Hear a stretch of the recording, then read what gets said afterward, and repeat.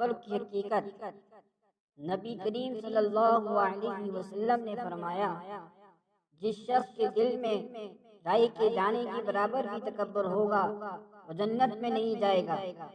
اس پر ایک آدمی نے عرض کیا کہ ایک آدمی چاہتا ہے کہ اس کے کپڑے اچھے ہوں اور اس کی جوتی بھی اچھی ہو۔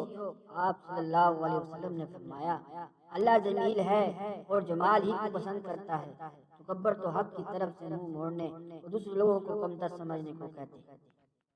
تکبر کی حقیقت نبی کریم صلی اللہ علیہ وسلم نے فرمایا، جس شخص کے دل میں رائی کے دانے کے برابر بھی تکبر ہوگا وہ جنت میں نہیں جائے گا۔ اس پر ایک آدمی نے عرض کیا کہ ایک آدمی چاہتا ہے کہ اس کے کپڑے اچھے ہوں اور اس کی جوتی بھی اچھی ہو۔ آپ صلی اللہ علیہ وسلم نے فرمایا، اللہ جمیل ہے اور جمال ہی کو پسند کرتا ہے۔ تکبر تو حق کی طرف سے منہ موڑنے اور دوسرے لوگوں کو کمتر سمجھنے کو کہتے ہیں۔